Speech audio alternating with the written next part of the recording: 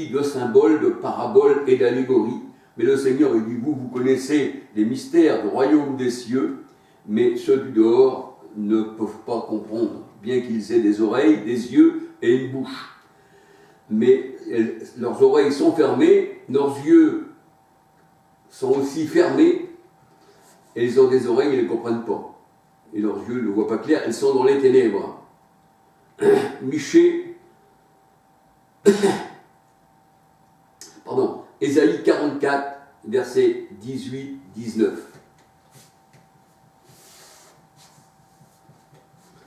Alors dans Michée 3, 10, 11, on va regarder Michée 3, 10, 11.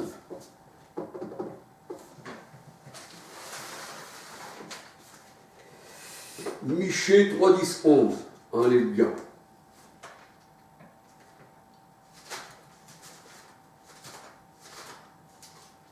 Michée 3, 10, 11. Alors voici ce qui est dit dans Michée 3, 10, 11. Vous qui bâtissez Sion avec le son et Jérusalem avec l'iniquité. Alors, au verset 11, ces chefs jugent pour des présents, pour de l'argent. Ces sacrificateurs enseignent pour un salaire.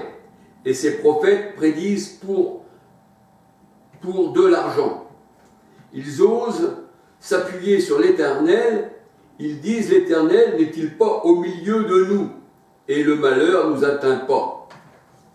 Alors, nous voyons que ils bâtissent, oui, ils veulent bâtir, mais pour bâtir, il faut avoir la pierre principale. Et le Seigneur a dit, ils m'ont rejeté, moi, la pierre principale. Alléluia. Donc, sur la pierre principale, son Christ, parce que la parole de Dieu, elle dit, il n'y a pas d'autre nom par laquelle on doit être sauvé. Alléluia.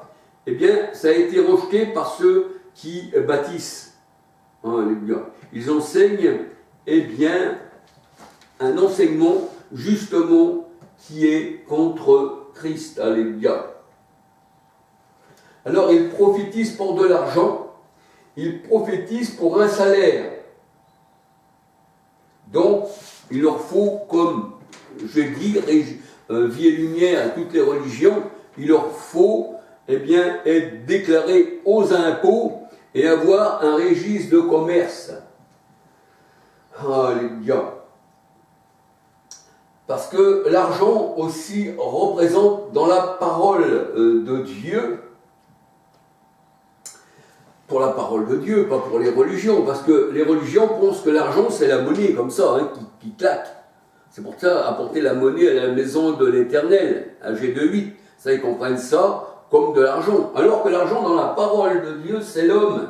C'est les vases de l'Éternel, c'est l'homme. Alléluia. On va regarder pour l'argent, alléluia, en quoi ça retourne.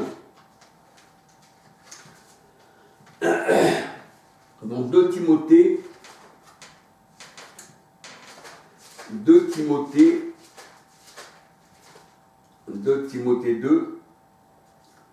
Alors voilà ce qu'il est dit dans la parole de Dieu. 2 Timothée 2, 20 à 21. Dans une grande maison, il n'y a pas seulement des vases d'or et d'argent, mais il y a aussi de bois et de terre. Les uns sont des vases d'honneur et les autres sont d'un usage vil.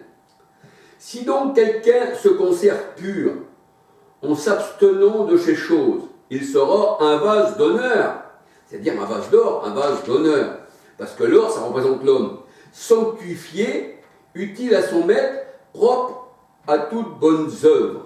Alléluia. Mais nous voyons encore, dans la parole du Seigneur, dans Romains,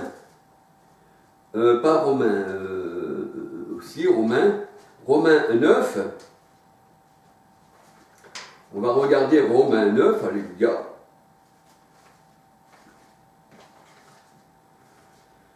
Romains 9, Romains 9, 20, 21, ô homme, Romains 9, 20, 21, ô homme, toi plutôt, qui es-tu pour contester avec Dieu? Le vase d'argile dira-t-il à celui qui l'a formé, pourquoi m'as-tu fait ainsi? le potier n'est-il pas maître de l'argile pour faire avec la même masse un vase d'honneur et un vase d'usage vil? Alléluia. Alors verset 22, et que dire si Dieu, voulant montrer sa colère et faire connaître sa puissance, a supporté avec grande patience des vases de colère prêts pour la perdition? Donc on peut dire qu'il y a des vases de colère, sont des enfants de perdition comme Judas. Alors, verset 23, Romains 9, 23, et s'il a voulu faire connaître la richesse de sa gloire envers des vases de miséricorde, et qu'il a connu d'avance, et préparé pour sa gloire. Verset 24, ainsi il nous a appelés non seulement d'entre les Juifs, mais encore d'entre les païens. Alléluia. Donc, voyons que les vases d'or, l'or, en représente aussi bien que le bois, la pierre, le chaume, le fer, le bronze, le plomb représente l'homme dans la parole de Dieu. Alléluia. À Proverbe 25, verset 4, on va encore regarder. Proverbe 25, verset 4.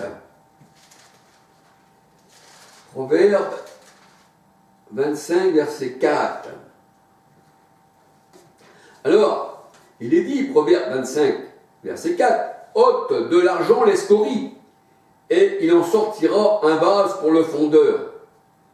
Ôte le méchant de devant le roi, et son trône s'affermira par la justice. Alors, ôte de l'argent les scories, et il en sortira un vase pour le fondeur. Alors, on voit que dans ce vase, ôte de l'argent les scories, il en sortira un vase, c'est-à-dire qui se trouve là en argent aussi, l'argent et l'or, ça représente l'homme dans la parole de Dieu. Il faut enlever les scories dans l'or et l'argent. Et dans ce vase, eh bien, si l'or et l'argent est enlevé, ça fera un vase pour le fondeur. Et le Seigneur se réjouira parce qu'il n'y aura pas de scories dans l'or et l'argent. Ce sera de l'argent et de l'or qui est pur, justement, pour emmener à la maison de l'Éternel. Alléluia. Alors, Ézéchiel 22, versets 18 à 23, et Jérémie 6, versets 28 à 30. Alléluia. Donc, nous voyons que l'or et l'argent, dans la parole de Dieu, eh bien, c'est l'homme. Alléluia.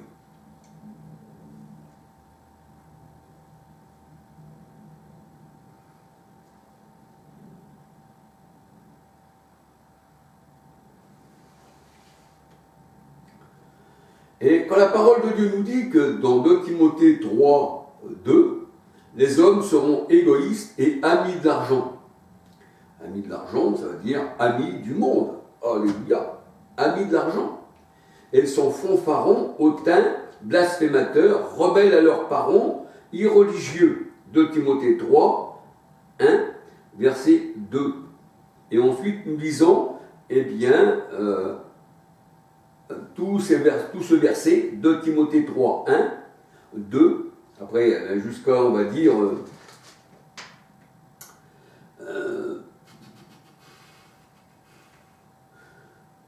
jusqu'à 16, alléluia, 2 Timothée 3, 1 à 16.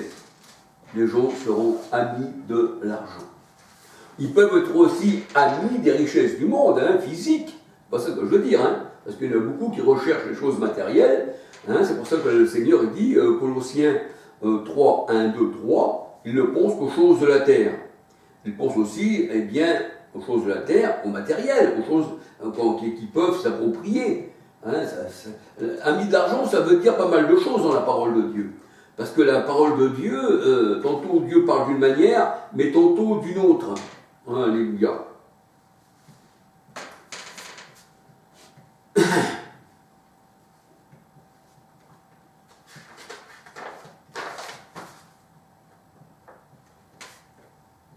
Alors, pardon. Alors, j'aurais voulu regarder, non, je ne vais peut-être pas trouver. Alors, dans 2 Timothée 4, 3, la parole de Dieu nous dit, que ceux qui se détournent de Dieu, eh bien, sont ceux qui aiment bien entendre des choses agréables et qui se donneront une foule de docteurs selon leurs propres désirs et détourneront l'oreille de la vérité qui est Christ et qui se tourneront vers des fables. 2 Timothée 4, 3, 4, 2 Timothée 4, 3, 4. Alléluia. 2 Pierre 1, verset 16. Alors on voit que il est recommandé par la parole de Dieu de reprendre, de censurer, d'exhorter avec douceur, alléluia, avec douceur, et en instruisant. Et quand on essaye de parler avec douceur et en instruisant, les personnes qui sont dans les religions, eh bien, c'est tout juste s'ils ne sortent pas un fusil pour vous tuer. C'est pour ça que la parole de Dieu nous dit dans Ephésiens 6, 10 à 17, nous n'avons pas à lutter contre la chair et le sang, mais contre les esprits mauvais. Donc si on ne lutte pas contre la chair et le sang, on n'a pas besoin de prendre une arme physique pour lutter contre la chair et le sang, mais on lutte contre les esprits mauvais. Ephésiens 6, 10 à 17. Et Paul disait, les armes par lesquelles nous luttons ne sont pas charnelles, mais elles sont spirituelles. C'est-à-dire, c'est la parole. Et là, la parole de Dieu nous dit de reprendre, de censurer, d'exhorter avec douceur et en instruisant. C'est ça le véritable homme de Dieu, la femme de Dieu. Alléluia. Elle vient avec douceur et elle instruit. Elle ne prend pas, si on n'est pas d'accord avec, un fusil pour tuer l'autre. Comme on voit dans les religions, parce qu'ils n'étaient pas en accord, les catholiques et les protestants, eh bien, ils se mettaient à massacrer, à faire des guerres de religion, mais c'était des armes physiques. Mais le Seigneur, il dit, ça ne sera pas par la lance, ça ne sera pas par une grande armée, mais ça sera par mon esprit, dit l'Éternel. On va vaincre, eh bien, les personnes. Alléluia. Alors Paul disait, les hommes ne supporteront pas la saine doctrine, mais ils auront la démangeaison d'entendre des choses agréables, ils se donneront une foule de gourous, c'est-à-dire de docteurs, de faux docteurs bien sûr, de loups, selon leurs propres désirs. Ils détourneront l'oreille de la vérité qui est Christ. Jean 14, verset 6, pour suivre les menteurs. Jean 8, verset 43, 44. On peut dire que le Seigneur, Jésus-Christ, comme Paul, a parlé des loups, des ravisseurs qui veulent s'emparer des brebis, s'emparer des brebis du Seigneur. Mais les brebis du Seigneur n'écoutent pas les loups, les mercenaires, mais elles écoutent le bon berger. Jean 10, versets 1 à 16. Et les disciples ont été persécutés par les religieux.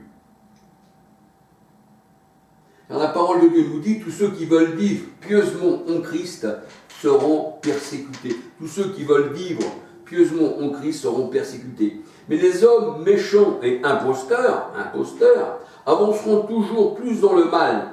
Égarés eux-mêmes, ils égarent les autres. 2 Timothée 3, 11, 12, 13.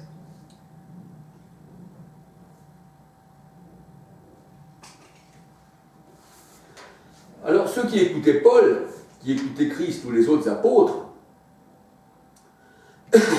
eh bien ceux-ci écoutaient le vrai évangile.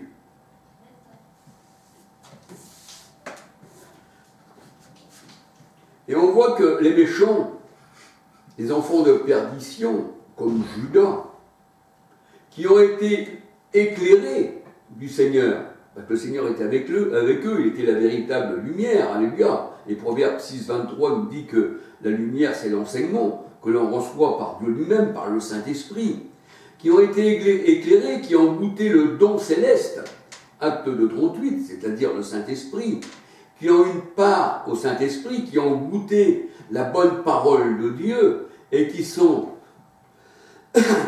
tombés, sont encore renouvelés et amenés à la repentance. Parce que s'ils sont tombés, il faudrait qu'ils soient revenus encore à la repentance. puisqu'ils crucifient pour leur part le Fils de Dieu. Parce que le Seigneur, il a été justement crucifié, bien sûr, pour nos péchés. Et là, il faudrait que le Christ soit encore crucifié pour leurs péchés. Et il expose le Christ à l'ignominie.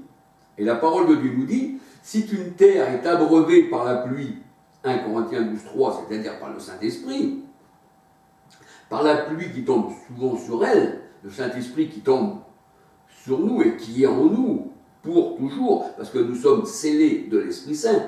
Acte 10, 44, 45, l'Esprit sur nous. Ésaïe 32, verset 15. Eh bien, si une terre qui est abreuvée, mais elle produit une herbe, la parole de Dieu nous dit, si elle est abreuvée, elle produit une herbe utile à ceux pour qui elle est cultivée, elle participe à la bénédiction de Dieu. Mais si elle produit des épines, comme les faux prophètes, Matthieu 7, 15 à 20, comme le monde, l'ombre 33, verset 55, elle produit des épines et des chardons, elle est réprouvée, près d'être maudite, et on finit par y mettre le feu. Hébreux 6, verset 4 à 8. Hébreux 6, verset 4 à 8. Alors, nous voyons que les religieux d'aujourd'hui ont reçu aussi un évangile truqué. Et nous savons que Paul, il devait être présenté devant les rois, c'est ce que nous dit la parole de Dieu, c'est ce que disait le Seigneur dans Acte 9, il disait à Paul, cette personne, disait à Ananias, cette personne sera un instrument et il témoignera devant les rois pour mon nom et je lui dirai combien il doit souffrir. Et là on voit que Paul a été aussi à Rome et il devait être présenté devant César. Acte 25, verset 10, 11, 12, acte 27, verset 24. Alléluia. Philippiens 4, 22. Alors on peut dire que Paul a été à Rome. On peut dire qu'il a été devant César. Et nous voyons que Rome, bien plus tard, il y avait là Constantin, qui n'aimait pas trop cet évangile. Il fallait qu'il soit truqué. Alléluia. Il fallait qu'il prenne cet évangile et qu'il en fasse, on va dire, comme la parole de Dieu nous dit dans 2 Corinthiens 11, versets 2, 3, 4, un autre esprit, un autre Jésus que les gens devaient bien supporter. Parce qu'on voit que les catholiques, l'Italie, la Trinité vient de l'Italie. Elle ne vient pas des Juifs.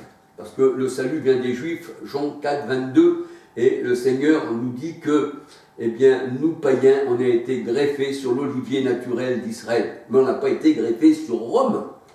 Romains 11, quand on lit Romains 11 en entier, nous voyons que nous, païens, on a été greffés sur l'olivier naturel d'Israël. On a été, mis sur le fondement des apôtres.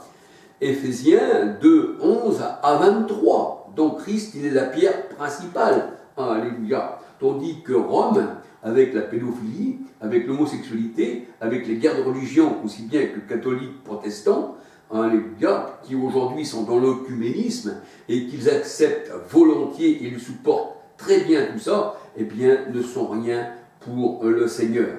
Alléluia.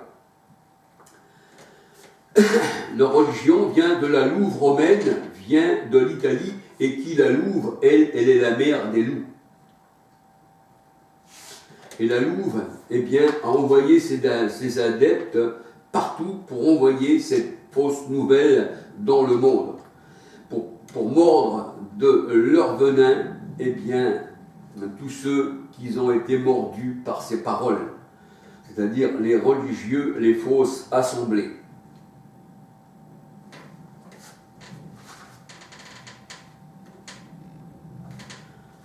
Alors la parole de Dieu nous dit qu'il y en a qui sont bâtis sur la paille, sur du foin, sur l'enseignement des hommes, sans se rendre compte, parce qu'ils étaient endormis, bien sûr, mais il faut se réveiller.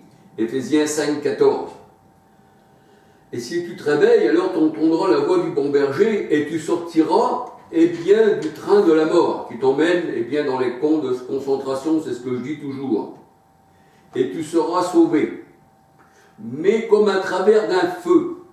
C'est ce que nous dit la parole de Dieu. Parce que si tu as bâti sur du foin, sur de la paille, que tu as bâti sur l'or, sur l'argent, sur la pierre qui représente les hommes, eh bien, le Seigneur te prendra, si tu as foi en lui, il te sortira comme il a sorti Paul de la religion, c'est lui qui l'a sorti. Paul ne savait pas, lui ne connaissait pas, il luttait contre le Christ. Seigneur, qui es-tu? Il ne connaissait pas. Je suis Jésus que tu persécutes. Et là, on voit que Paul regarde tout ce qu'il avait eu au pied de Gamaliel, dans Actes 22, verset 3, il me semble, mais il regarde tout ça comme de la boue. Alléluia. Et là, eh bien, le Seigneur te sort bien, de ces religions. La parole de Dieu nous dit, tu seras sauvé, mais comme à travers un feu. Parce que tout ce que tu auras bâti dans ces religions-là, ça sera dévoré par le feu. Mais toi, tu seras sauvé comme à travers ce feu qui est l'Éternel et qui a bien, détruit toutes ces œuvres mauvaises. Et toi, tu seras sauvé comme à travers un feu. C'est ce que nous dit la parole de Dieu.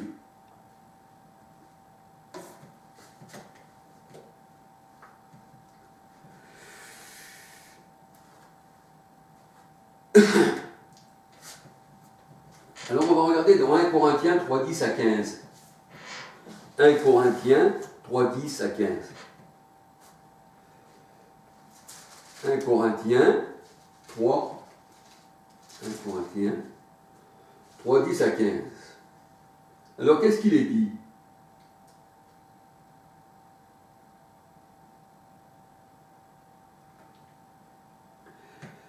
Alors on va regarder plutôt un petit peu